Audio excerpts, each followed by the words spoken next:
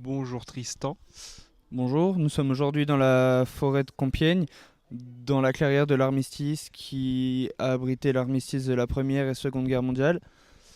Au centre de cette clairière, nous avons la plaque sacrée qui a été faite par la suite de l'armistice de la Première Guerre mondiale.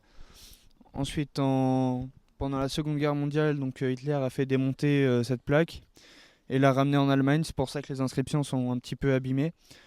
De part et d'autre de cette plaque, nous avons l'emplacement symbolique des deux wagons qui sont mis face à face pour la symbolique, mais dans la réalité, un wagon était largement décalé, mais pour des soucis de place, etc., et de symbolique, on a décidé de les réunir.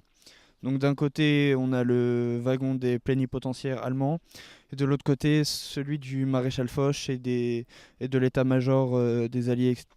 Nous sommes actuellement devant la statue du maréchal Foch, statue qui a été conservée pendant la Seconde Guerre mondiale. Elle a été protégée. Hitler il voulait la garder parce qu'il avait du respect pour ce héros de guerre entre guillemets, et ça a été protégé parce que il y a eu un bâtiment qui a été explosé à côté.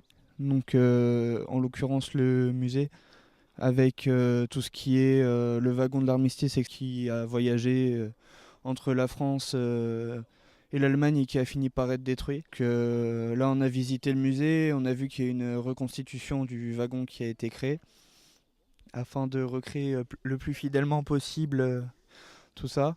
Un des derniers éléments qui a été rajouté à cette clairière de l'armistice, c'est un anneau sur lequel, c'est l'anneau de la paix en fait où le mot paix a été écrit dans diverses langues pour représenter l'unité du monde et la fin de la guerre.